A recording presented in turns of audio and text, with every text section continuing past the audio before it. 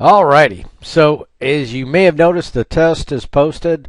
I'm trying to get things done early. I'm taking a trip. And so I'm going to be out of here and out of the country and without, I'll have my iPhone with me, but I'm traveling super light. Sketchy airlines. Who knows what's going to happen on this trip? But anyway, because of that, I don't want to check any baggage, so I'm not able to take a laptop. Obviously, I can find internet cafes or something if something bad blows up. But for actual desktop work, I'm trying to load everything up. So just don't worry about this stuff at all this week. Concentrate on the midterm. So do that review, and then the following week, next weekend, when I get back, I'm only going to be gone a week. But when I get back, this lecture will be, the current ones you'll concentrate on. But in case I'm delayed or lost or whatever happens, I just want to make sure. So, plus I want to make sure the test was set to automatically pop up, but sometimes things don't actually work. So I have a little bit more confidence seeing that it's actually posted before I leave. Nice center job. Anyway, tonight we're going to talk about life insurance. Life insurance is pretty interesting because you have, well, again, there's a lot of misinformation out there. There's a lot of different theories, and you may have somebody close to the family, or you may actually be selling the stuff yourself, and you may have a definite opinion. I'm going to give you a pretty strong opinion, and I think it's backed up by quite a few other sources, so it's not some outlier, I don't think. For people who have your best interest at heart and aren't on commission, who are giving you, fiduciary type advice, this is probably the advice they would give you. But there's different ways to go through life, so I'm going to give you one method. But life insurance is kind of important, and it's elective. It's not like auto insurance where somebody's standing over you telling you need to get liability insurance. Obviously, it is like life insurance or auto insurance where they really don't care what happens to you. It's the liability. But life insurance, obviously, that's a singular experience, except for your beneficiaries, the people who are reliant upon you. So we've hit a couple of these terms already. So life insurance pays payment to the beneficiary when the policyholder dies. So, this could be a huge tragedy. You die young, or it could be just, hey, the way things go. Your body starts to get worn out. Nobody wants to be around here forever, and you live a long, grateful, long life, and you're grateful to have had it. And perhaps you want to pass on something to somebody. But I would argue that life insurance is not the mechanism for that. A nest egg of real estate or investments and all that other stuff. And we'll talk about why life insurance is probably not the best vehicle to pass on. Well, it's not a good vehicle at all to pass on inheritance.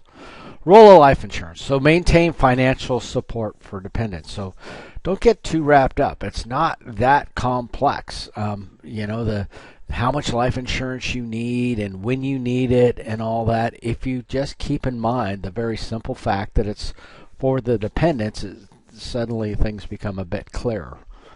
And that leaving money to heirs, I would, again, the authors here are, maybe they have a different perspective, but that money left to heirs is done through inheritance of property and other things rather than a lump sum payment.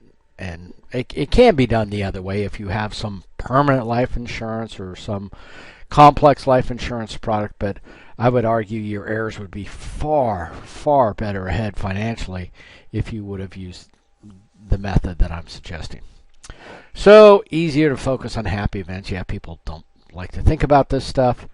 And hard to pay ongoing premiums for a benefit you might not need. Well, it's hard to pay ongoing premiums if you've got some super high, premium that's probably based upon that concept where you're going to leave money to heirs and you're trying to generate an investment with your life insurance, which is, I would argue, not the way to go. If you just need a simple life insurance to protect your heirs while they're in need, it's pretty damn cheap. It's certainly cheaper than car insurance. So, and the amount of money you can leave people is phenomenal. $1 million if you're young and healthy. And when you're not young and healthy, you don't need the product, so you don't care how much the premiums would be at that point. So we'll talk more about it. Life insurance companies help the claimants determine the amount. Obviously when they've got skin in the game, their advice may be a bit skewed. They do perform a function, but they're going to argue sort of the counterpoint to what I'm talking about. Applying for life insurance, can include medical, lifestyle history. So these are the people, the actuarial type people, actuaries that I spoke of before. That it's a grim job. People who look at all the factors. Do you smoke? What's your lifestyle? What's your the more information, the better in their mind. If they can get access to all your medical data, and some parts of it are reasonable, but other parts are not something they should have. So again, that's why you have to be careful with your medical data so that it doesn't become public, so it doesn't end up in the hands of an insurance company. I mean, they do have rights to do certain testing, but there are limits. I can tell you, just kind of as an aside, at one point I was flying, and a new war was starting up. I guess it was down in the Balkans. Anyway, not a huge deal, but a few. I knew a guy who got shot down and some other stuff, and so I was getting ready to go over there for that, and I went ahead and I think I had about $3 million worth of life insurance just all of a sudden, because I had a young daughter, I had a new mortgage, I had a lot of responsibilities, and I needed insurance, and I was going in a high risk situation, so I applied for a bunch of multiple life insurance policies and was awarded them. And the life insurance companies, they sort of have a network. And anyway, long story short, I did have a lady who may or may not have been a nurse. She was dressed up, wearing the nurse's hat and all the old school stuff, and came over to check my blood and just wanted to see me in person and all this other stuff, because they're very concerned. They think that, wait a minute, this guy knows something we don't and has taken out a bunch of insurance. And so they that was years ago, before they had access to more digital information. But they probably still want to see you in person if all of a sudden you're taking out millions of dollars of life insurance policies. And they ask you all these questions. Some of it are relevant. Do you parachute? Do you scuba dive? But none of them were like, are you going off to fight a war, in the next week or two. So anyway, I got the insurance, and obviously I didn't die, so I was happy, and then just let the insurance kind of expire away, and it worked. So what I was just describing there was a term insurance policy, and that's kind of what I'm advocating. This is just dead simple compared to a lot of the different policies out there. Now, you may already have a more complex product, and you may be happy with it, but most of these other products are a hybrid insurance/investment product, and so they're a little bit more complex. You couldn't explain it that quickly. In fact, I'll struggle to explain some of the policies tonight, and so for legal reasons, they have to be offered by a insurance professional, an agent, and there's a lot of signing and explanations and other stuff. Term is just pretty simple. You can get this stuff essentially online if you wanted to. Now, we'll talk about different companies, AM Best and some of these other financial companies that are third parties. They're not with the insurance companies, but they evaluate the financial strength of the insurance companies, and they rate the different companies, which is nice information to have, so you don't find out that you've got a $1 million policy with some fly-by-night company. No, it should be a company that you probably have heard of or is highly rated by a third party that is in that business. So anyway, what you do with term, though, is you pay a fee for a coverage for a definite period of time, a term. So what you do is you go, I want insurance for, say, 10 years, 20 years, and I'm going to pay you, $50 a month, and in exchange for that, I'm going to get, $1 million worth of coverage. By the way, since it was only $50, I did it when I was young. So that means that it was affordable. Okay, if you try to do that same policy for $1 million when you're 40, it's going to be, maybe a few $100s. If you try to do it when you're 60, it's probably going to be, maybe $1,000 or maybe unaffordable. But the concept of insurance, and this is kind of the concept that I'm trying to get through, is that when you need insurance, it's based upon kind of the threat that you're up against. The threat being the financial situation of your beneficiaries, of the people who get the money. So essentially your dependents, whose life is going to be negatively affected by your departure. I mean, obviously there's going to be an emotional element, which could be worse if you screw them financially too. But putting those two things aside, if you're, say, where I was when I was going off to fight a war, I was young, and so I had a new mortgage on a home. So, 30 years worth of mortgage payments that were going to fall upon my spouse. I had a child who didn't have a dime saved for college, and, care and feeding to get that child up to, whatever, adulthood. 18, 21, whatever age you want to pick. I just had a lot of responsibilities that would have left a huge gap had I checked out at that young age. So I needed insurance. But the good news is, because I was young, and other the fact that I was going to war, I was at very low risk. So the companies offered me, great rates, literally $20 or $50 for $1 million worth of coverage, and it's perfect. It's exactly what I needed. Now you fast forward that, 30 years, let's say, or whatever, 25, 30. Let's say now I'm 55 or 60 or something like that. That 30-year mortgage I took out is essentially now about paid off. So I'm not leaving anybody in a huge problem. There's an asset that's almost paid off. The kids either did or did not go to school, but that's water under the bridge. I'm not funding these kids through adulthood. I mean, they're kind of on their own. They're of working age. Get a job. You know what I mean? And so all these responsibilities, all these people who would have been adversely affected, even to include, we were, if I had lived that whole time, I would have been saving for our joint retirement. Well, I've already been saving for that retirement because we fast forward. I put all that money in an account. So there's a big nest egg left. And so now, do I need insurance? Well, what are my requirements? What's going to be the gap left by me, dying at 60? Not a whole lot financially. So, and guess what? Insurance is expensive at that point, especially if it's term, because it's paid by the term and it's paid by your propensity to keep living. But I don't need insurance now.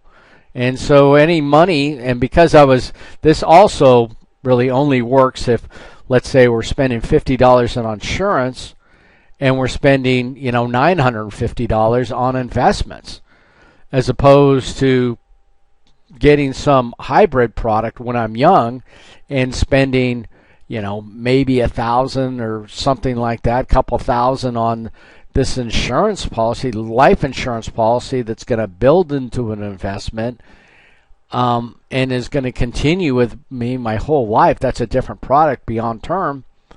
But insurance companies aren't necessarily investment companies. If you look at the rate of return an insurance company gives you compared to a typical brokerage firm, or even having your money in the market, it's not great.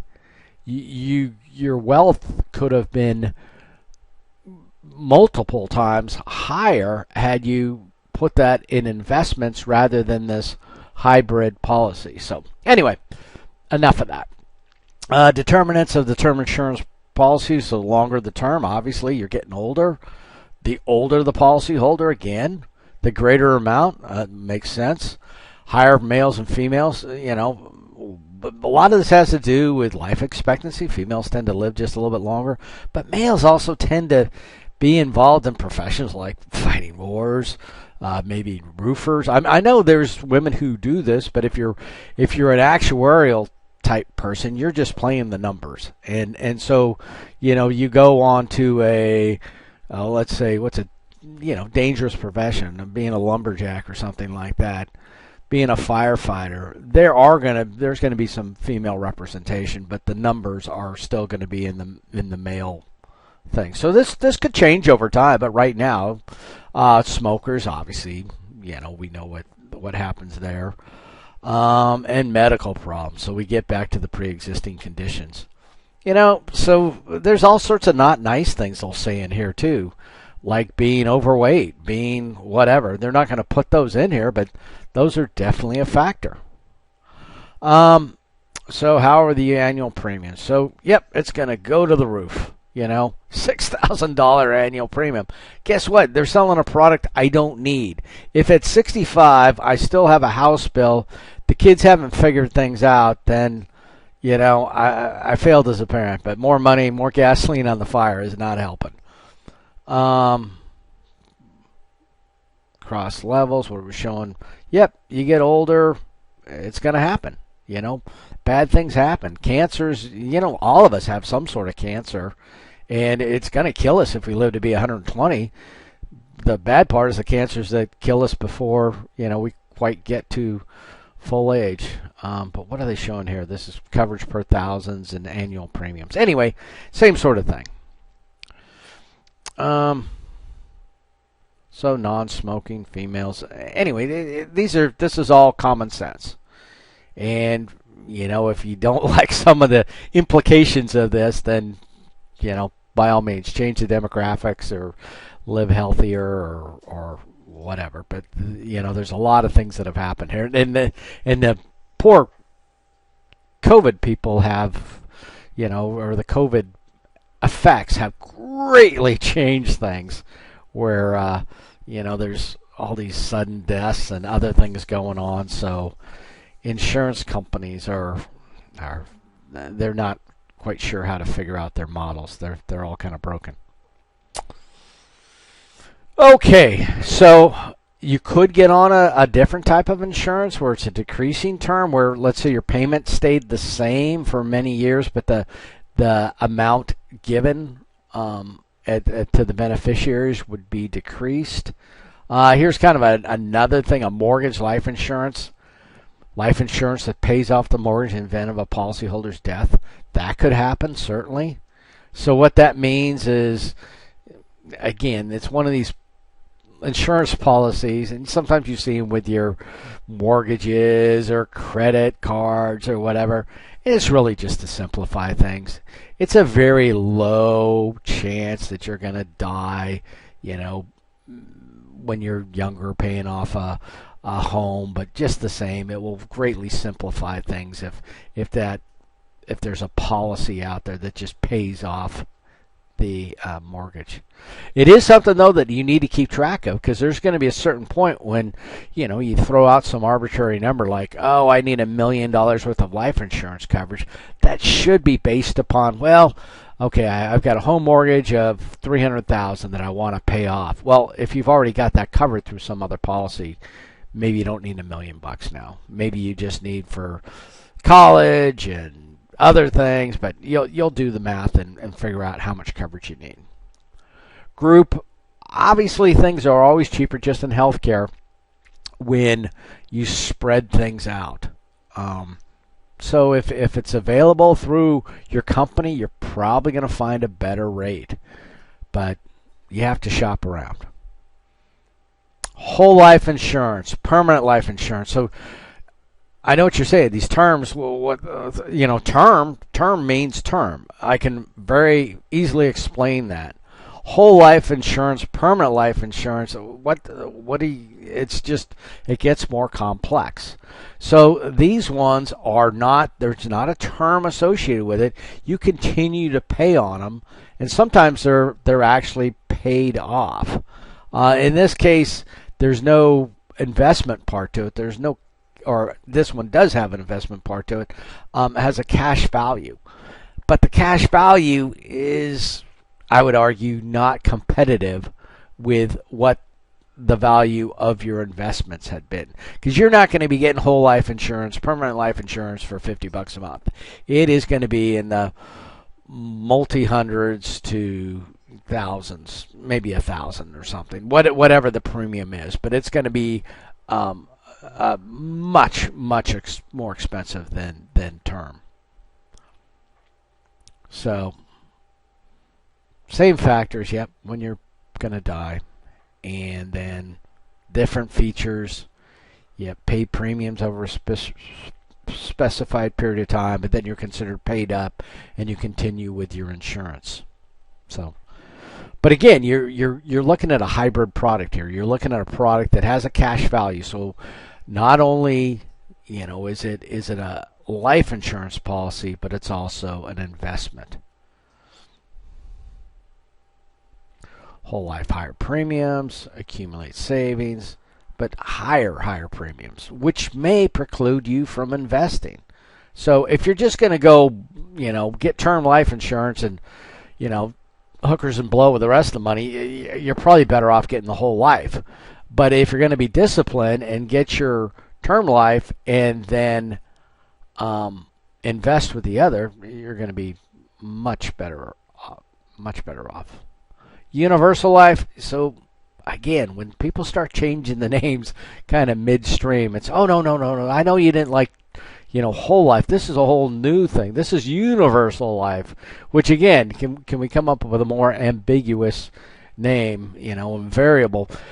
So what they've done here is they've recognized that the argument that I'm making about, that the returns aren't as good, and so they're trying to come up with a product like a variable life. Sometimes we'll invest in different types of investments in the market to try and get a greater return, to be more competitive.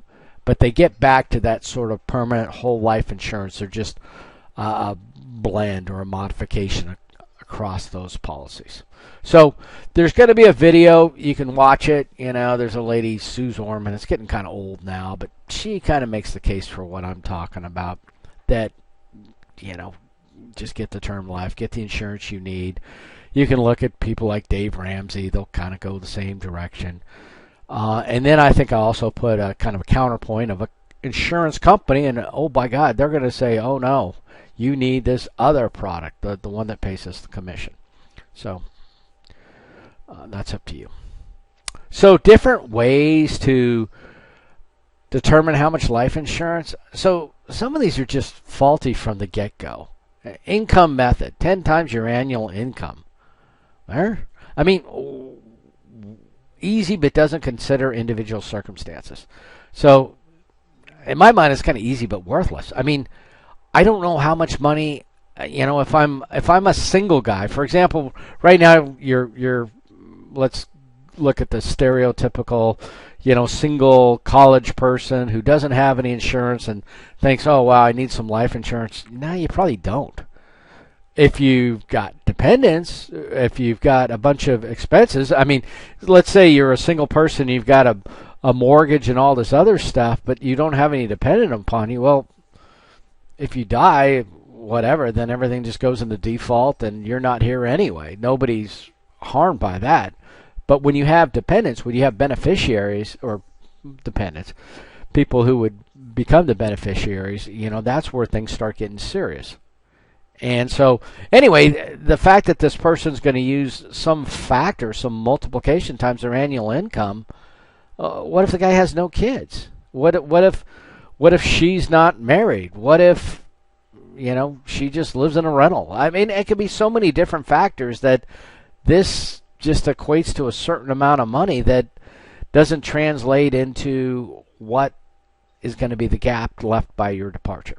So, budget method.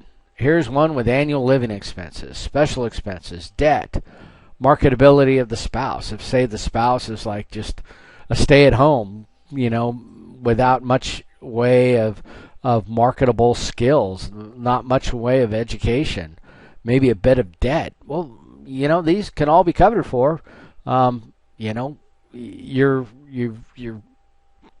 whatever financially, this person's getting kind of screwed by you departing. So, well, let's have at least a few $100,000 to get through that transition phase. Special future expenses. So let's say you have a few children that need to be raised, and say $100,000 apiece for their college. At least put a dent in it, And if it's put away now, if you died now and you had $100,000, you could invest it and have enough for their college. Debt, if you've got a bunch of debt out there, in addition to the mortgage, and then value of savings. So this is more logical, and that's kind of what I'm advocating for. And then here they just come with this: use the internet. There are things in the internet that would be helpful that might calculate your needs, but the internet is not going to have a magical situation. It's going to have to go back to probably the needs type thing and maybe help you tabulate that. But the internet itself is not going to provide answers. Budget method doesn't consider unanticipated. Well, but you can put in a fudge factor. Family income may not rise. Yeah. Weak economics, certainly. Inflation. Yeah. There's a lot of people who thought they had enough money to survive on, that their investments are getting slaughtered. And investments are anyway, could go bad. So you're going to, whatever, do the math and go, yeah, bare minimum, $600,000 would be good. Let's just go with $1 million. At least you've got a plan, and then you move forward from there. So certain people can help you out. Now, if it's the Life and Health Insurance Foundation, expect a little bit of steering towards one of their products. So, needs and dreams, yeah. Yep, we did that.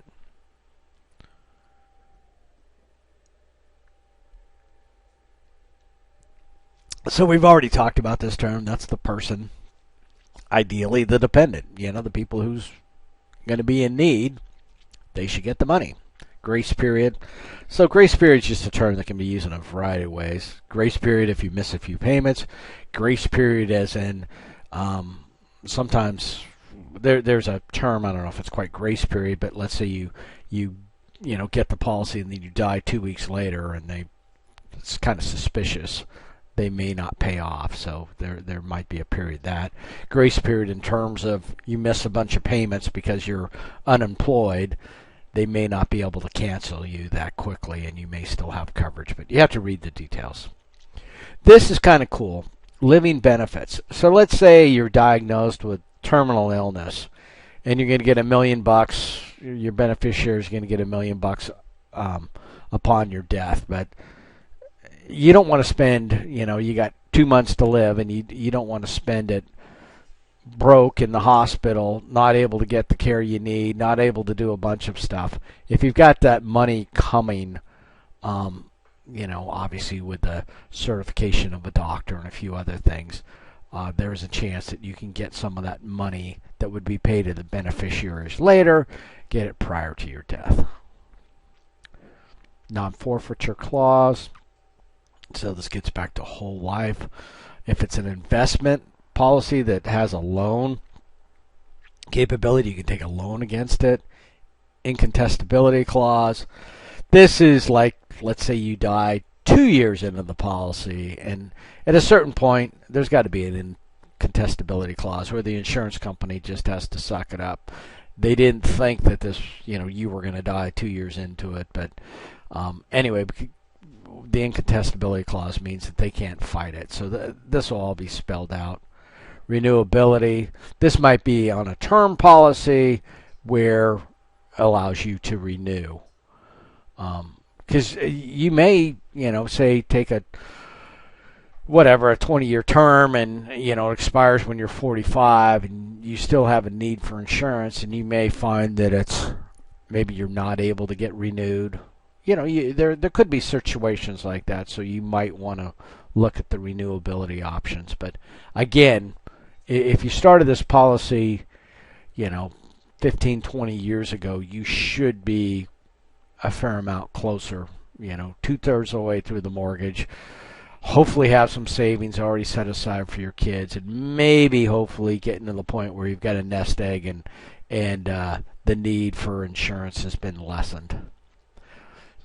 There should be a curve of the amount of insurance required. It's not going to be, let's say you're, late 20s, early 30s, and you decide you need $1 million worth of insurance. The next time you renew that term, 10 years from now, you should no longer need $1 million. You should be financially have advanced a bit, and now your needs assessment is reduced. So ideally, till eventually it hits zero when you're, late 50s, early 60s, and the insurance starts to become unaffordable. Conversion option, this applies to those more complex policies where you would convert a policy, a term policy, into a whole life policy.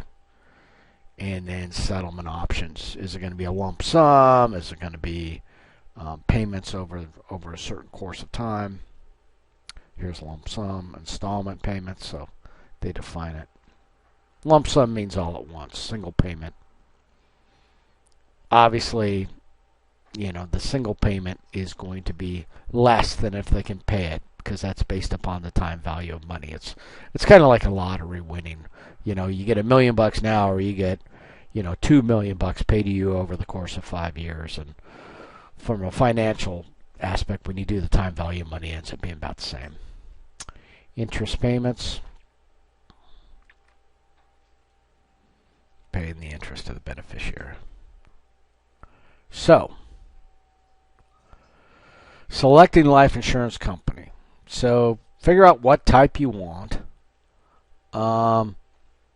You can shop around, but you want to look at the underlying condition of the company. So AM Best is a company that rates insurance companies. In fact, let's go there real quick.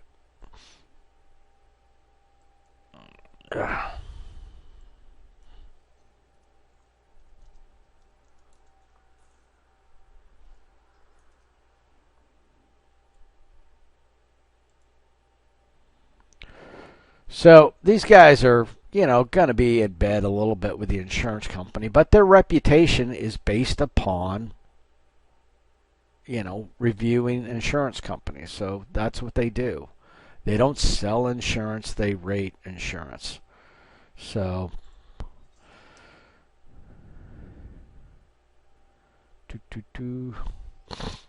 different types of insurance.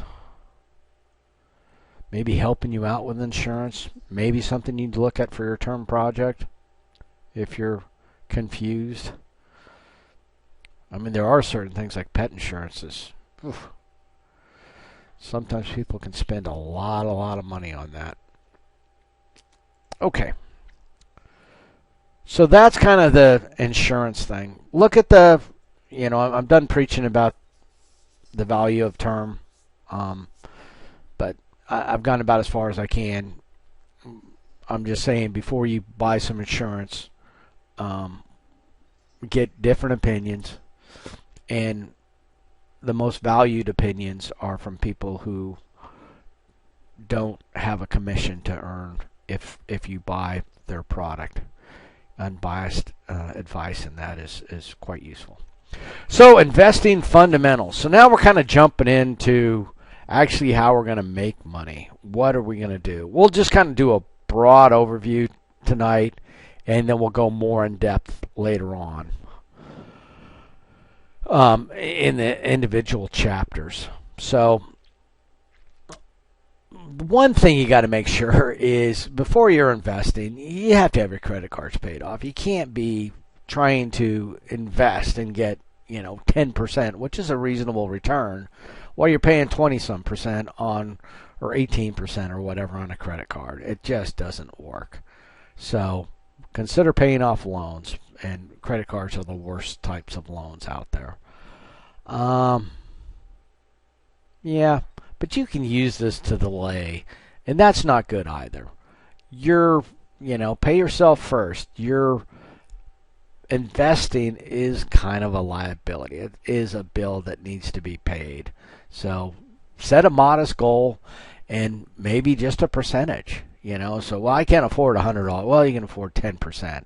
And then as things, as your job situation, your financial situation improves, that 10% will grow as well.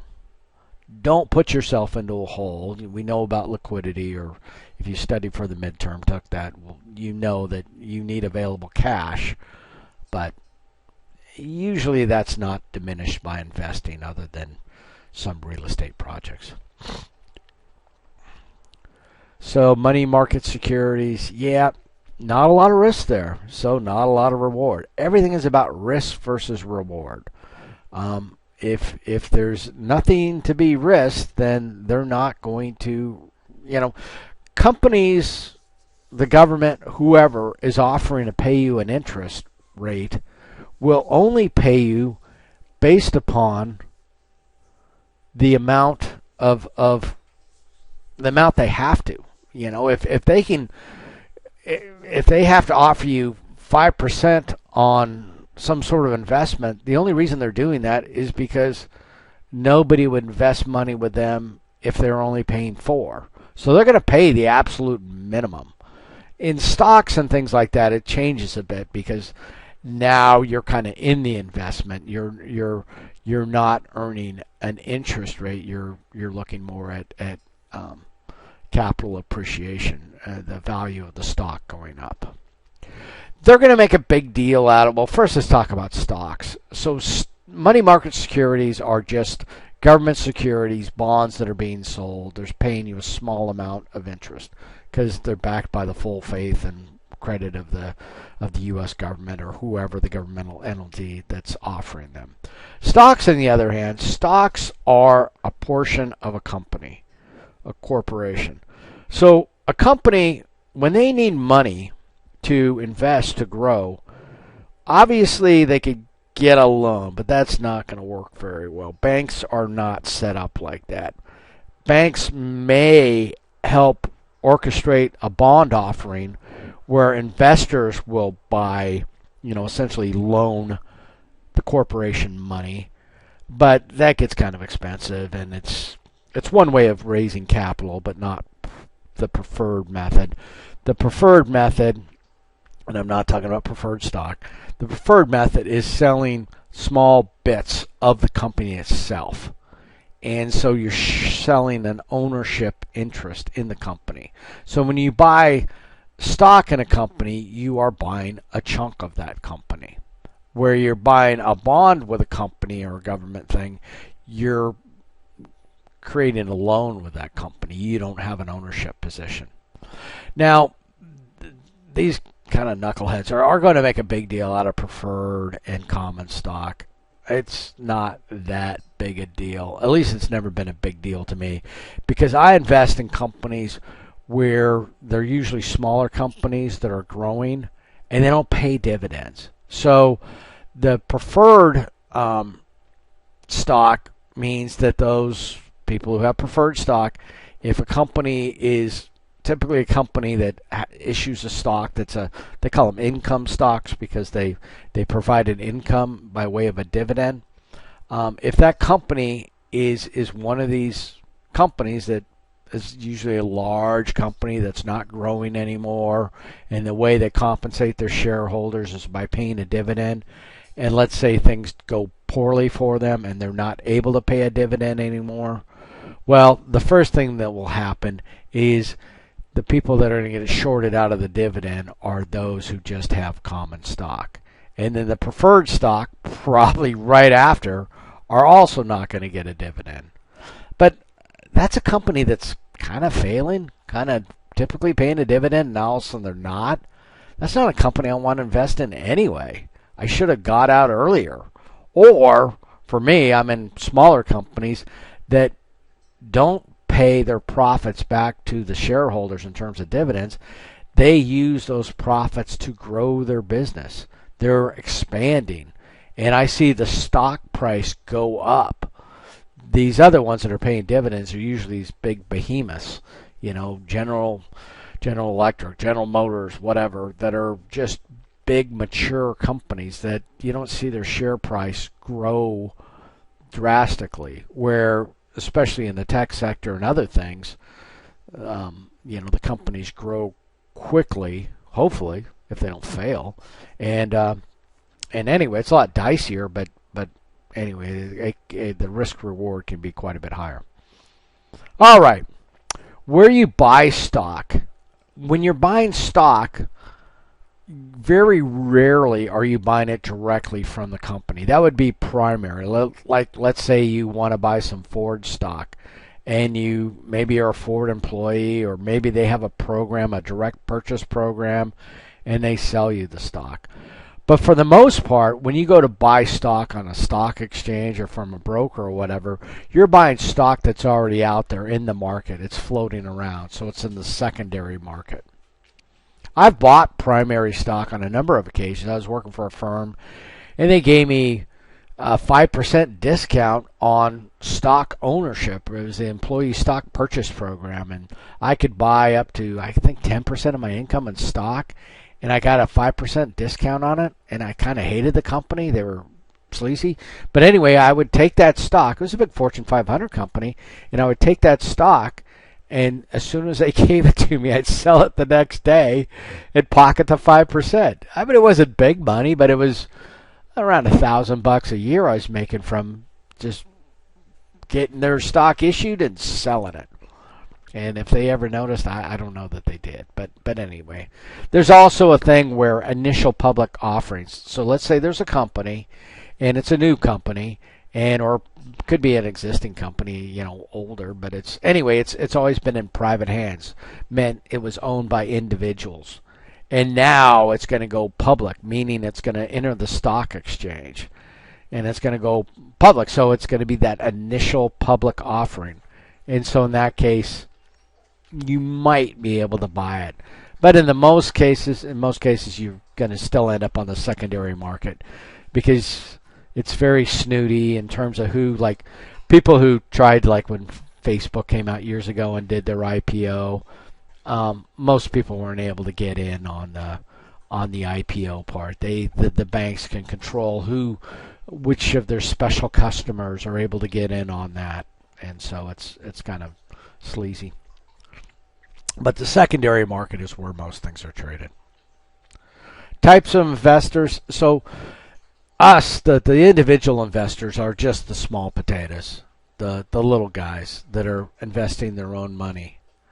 You have institutional investors. So these are the big pension funds, the unions, the Alaska, permanent fund, things like that. People think that the permanent fund is dependent upon the price of oil. It's not. The permanent fund is money that was originally came from oil revenues, but then it's, they own real estate, they own shopping malls, they own all kinds of other investments. They're diversified. So those are the institutions. Then the portfolio managers, these guys they manage stuff for clients. So some of these clients can be big mutual fund companies. And again, so big money, and individual investors quite a bit smaller.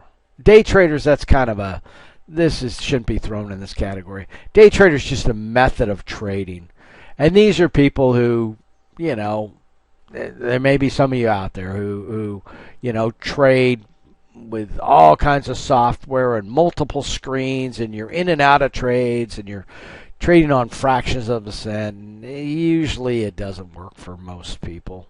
Most people get overconfident in a market that's going right up, and they convince themselves that they've got some unique skills, and then the first time the market turns south, it cleans them out. So day trader, it's just a type of individual investor who typically sits around. There are some professional traders who maybe make high frequency trades, but that's a different thing.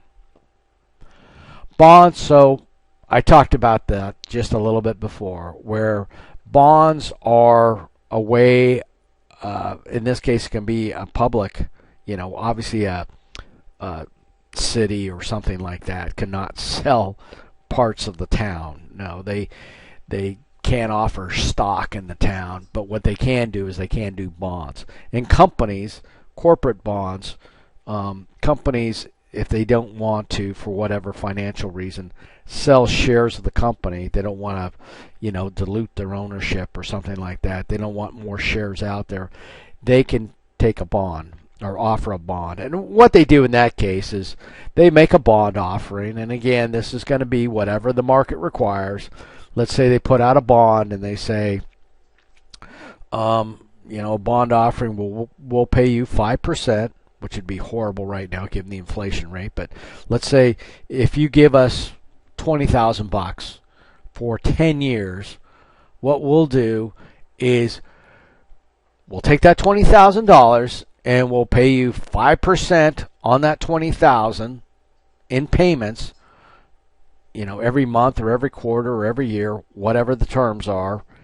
And then at the end of that 10 years, 20 years, whatever the term of the bond is, they give you that 20 grand back. And so it's a loan. They paid you interest in the form of bond payments, and then they give you your original amount of money back, and you're good. So mutual funds. Mutual funds they can be comprised of almost anything, but typically they're stocks. So the reason why you would buy mutual funds or probably have mutual funds is because it provides diversification. Mutual funds, what they do is they can do anything they want, actually, but typically a mutual fund will be maybe a sector mutual fund or maybe a geographical mutual fund. But let's say it's a sector mutual fund. Let's say you're not, you've got a job and you want to invest, but you don't necessarily want to spend every hour stressing about how one particular company is going to go. Because let's say you invest in Apple and Apple goes out of business, your whole portfolio, if it was all at Apple, would be gone. The company goes out of business, your share value goes to nothing. So let's say, well, people are always going to need cell phones. So let's look at a mutual fund that has, Samsung and Nokia and Apple and all these other people. And within that, and maybe some of the hardware manufacturers, I don't know, whoever you could invest in. And sometimes there can be some foreign companies in there, chip makers or other hardware makers in there. Anyway, you buy this mutual fund that concentrates on cell phones, and you're in a kind of a safer position because you've diversified. Individual companies may go out of favor. Nokia may go out of business completely, but Samsung or Apple or whoever the competitors in the market are going to take up the slack. And so, that one stock's going to go to zero, but the other stocks are going to be increased a little bit because, it's kind of the point where everybody needs a phone and they're going to buy it from somebody. So anyway, mutual funds are collections managed by a fund manager. And again, we'll spend a whole 45 minutes to an hour on this about what mutual funds are, but that's how they work, and that's why they're popular. And that's why you probably have one in your, your 401k or whatever it is, because it's a easy way to deal with it, and it doesn't. Stocks sometimes can be kind of tricky. You're buying stocks and you're looking at prices, and these things are just they're denominated in dollars, and it's just easy to transact, and there's not it's used to be even more of a distinct difference. It's gotten easier to trade stocks now, so the necessity to be in mutual funds is, for ease of transaction, is probably not as big, but the diversification's still in there. Okay, so publicly traded, yep. Spiders type things where indexes are traded in a market that's going up. You don't necessarily maybe need to have this genius person under the mutual fund who's trading individual stocks and strategizing. Now, just give me, a few of everything into the Standard & Poor's, put that in a mutual fund. There's no trading taking place. I just own across the index, and when the index goes up, I make money. And then another investment would be real estate. So the thing about real estate and other investments is you don't need just one. You don't need to say, I'm not doing any stocks, I'm not doing any bonds, I'm just doing real estate. No, you should probably have a portfolio that has a variety of investments. And I would say by virtue of where you're going to live or maybe some rental property, you'll have some real estate in there. Okay. So I talked a little bit about this in terms of stock. Growth stocks are going to, young companies are going to, you're going to see the share price increase because they're growing, they're not paying dividends. Larger firms are normally would be considered income stocks because they're paying a dividend, they're not growing so much, and they pay the profits back out to the shareholders. And you're not expecting their price to go up much. So, growth and income. In bonds, so different terms, but what I essentially said was, the coupon payments are those payments that essentially equate to the insurance or the interest payments, and then bond price appreciation. What could happen here? It could be bond price depreciation as well. When you buy a bond, and let's say you buy a bond, you're going to keep it for 20 years. The agreement is that if the bond goes out 20 years, but you can sell it beforehand, and if it has a great interest rate, 5% is not a great interest rate right now, but if it had a great interest rate, you might be able to sell it for more. But now, because inflation is, at 8% or so, people may not want your 5% bond because the new bonds that are being sold, since nobody wants the stinky 5% ones because inflation's higher, they're having to offer 6%. So now all of a sudden, your 5% bond is kind of out of favor. Now, in a different world, different set of circumstances, if you had a bond that was paying 5% and inflation was down around 0 and new bonds are coming out at 3 or 4%, then people would like your bond, but it depends on the circumstances. Mutual funds are exactly the same as the stocks or the underlying type things. The stock price can go up and the shares that are comprised of that would go up as well. And then real estate, the rental income and the price appreciation of the property. So we're not going to get into this. I mean, they're trying to make this more complex than it is. Price when purchased. You could just simplify this by, how much did I pay for it? What's it worth now? And boom, a percentage. I paid $300,000. It's worth $400,000 now, and that's going to be whatever, 25, 33%, whatever the math works out to be. Incorporating your dividend. So again, if you had a stock and they're paying a dividend, well, of course that's a little bit of money coming to you each time, so you'd want to add that in. So you'd look at how much should I pay for the stock, what's it worth now, and I did make 3 years of dividends, so how much money was that, and that's how you figure that with the share price. Different tax rates on returns. So remember when I talked about long-term and short-term? Here it is again. So keep things a year if you can. If you're a day trader, you're going to get burned. You're always going to be paying the short-term rates because you held it just less than a year. If you're on the edge, let's say you made some money, there can be some judgment in here. I want to, the stock price is way up right now, but I've had it, 11 months. How do I feel? Is it going to drop? If it doesn't look like it's going to drop, then I want to get it beyond the 1 year point before I sell. And then they do an equation here. So 15% is typically the rate charged on long-term capital gains, and then short-term is, in this case, 35. But that would be based upon your income tax bracket, because it's going to be added on to your income. It'll be taxed as regular income.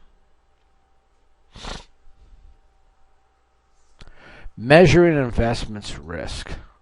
So things about risk, I mean, you don't want to be completely risk-free, because if there's no risk, then there's no reason why they're going to pay you, any kind of reward. What you want to make sure of is that you know what the risk is. Years ago with the 2007, 2008, they had these collateral-backed securities, and they sold them. Oh, they're based upon mortgages. They're great. Very low risk because they're people's homes. And then when they dug into this, when the whole market failed, they realized, oh no, these were incredibly risky, because they weren't necessarily people's homes. They were investors, third or fourth residence, and they were sketchy as all whatever. So you need to make sure that the risk is proportional and that it's known.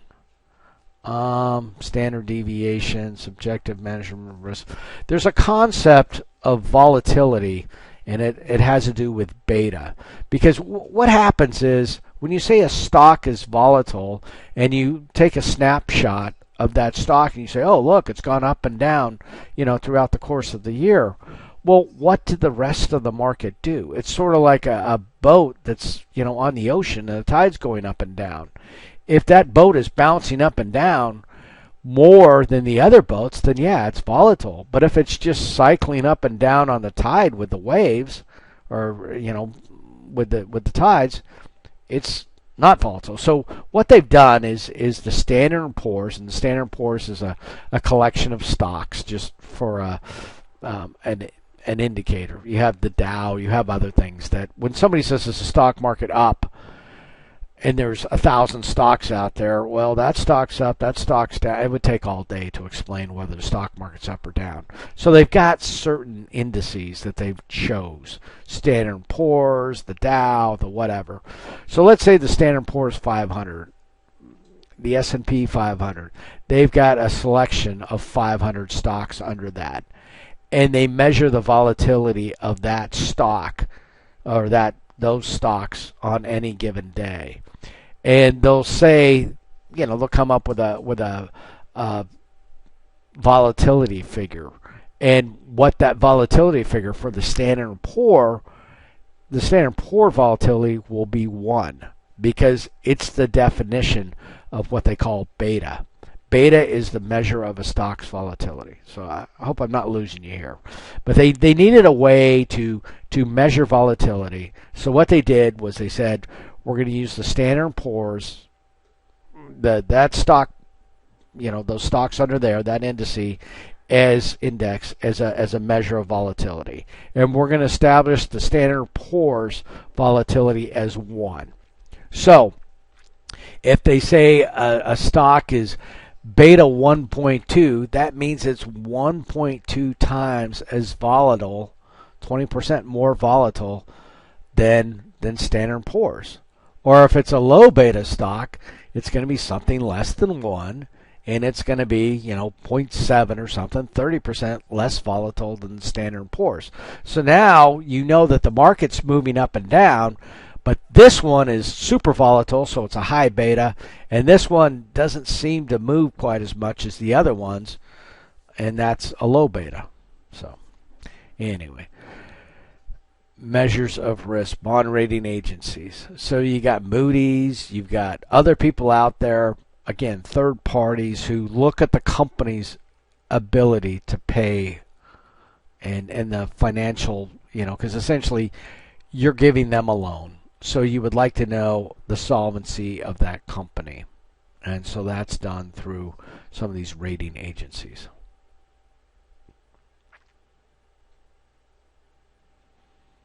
So small firms tend to have, giddy up.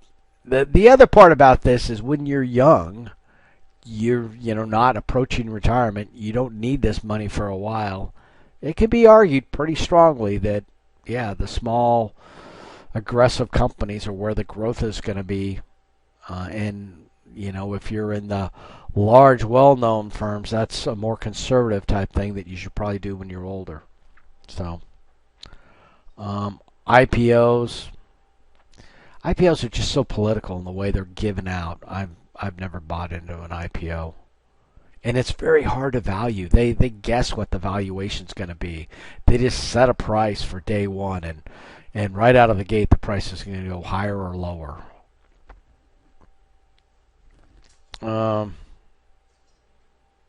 But bonds, yeah. So I was kind of mixing them up here, but if you're looking at large, well-known firms, yeah, they're going to be the lower risk. High-risk bonds. High-risk bonds, there's again a lot of marketing, a lot of terminology here. They might call them high-risk bonds if they're trying to sell them to you. If they're being honest, they might label them as junk bonds, which is the other term for bonds in that category. High risk means that the companies may have defaulted, is already defaulting, and when I say defaulting, not paying.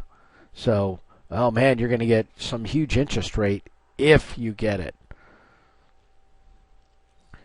Mutual funds, it's based upon the underlying stocks. So you have to examine. You can look on a mutual fund company and see what their main holdings are and decide. So mutual funds are not necessarily a different animal. They're just a collection of the other ones, typically of stocks. Now they're usually safer because of the diversification. Not all your eggs are in one basket. There's a professional manager, maybe, at some point. But these guys are like, they're like high-priced NFL coaches. Some are good, but it's based upon their reputation. Sometimes they've just been lucky. So, again, there's other things. There's Morningstar. That's another third-party company, and they concentrate on rating mutual funds. So that's a good way to go. Real estate. All sorts of things could happen. Renters could default. Property value could decline. It's real estate. Lots of things could happen. So select a type of investment. So we'll discuss this stuff more as we go through the course. Yeah, borrowing to invest. Borrowing to invest, that's called margin. Borrowing to invest in the real estate market is normal. That's the way it's done. Borrowing to invest in stocks, that's pretty sketchy. That's, you get into things called margin calls and other things. Borrowing to invest in crypto, that's kind of suicidal. But, man, if it's not much money and it's money you can afford to lose, then it could be your road to wealth. Taking risks, so double up the catch-up. If you're a classic gambler and if you don't do well in Vegas, you're probably not going to do well in investing either. If you've got that mindset where, just one more, I'm going to win, that's probably not going to end well for you. All right, so we'll talk about all those subjects a little bit more. Again, this isn't for the midterm. This is post-midterm, so don't worry about that. The project, this is all taken from your syllabus. So, again, people always get confused on the whole 5-year part. What I'm saying is make the numbers relevant. If you're just, struggling to get through school and you're not making any money, it doesn't make sense to come up with some elaborate financial plan, based upon your minimum wage income. Kind of push yourself out into your career where you're making, a bit of reasonable money. I'm not saying not to start investing now if you have the extra money to do it, but to base your plan, set it up. And this is all hypothetical stuff. Although a person similar to the situation that you envisioned, that you kind of forecast for yourself. 4 to 5 pages, double spaced. Yep. So you can tube it by handing in a one-page thing. That's just not going to fly because you could not have addressed all these items. So if you're really having trouble, send me an outline and I can, fire it back to you. Send me a draft and I can give you kind of a what score you would get on it at that point and what more you need to do. But a lot of different things in here. Life insurance we talked about, and again, just it's easy.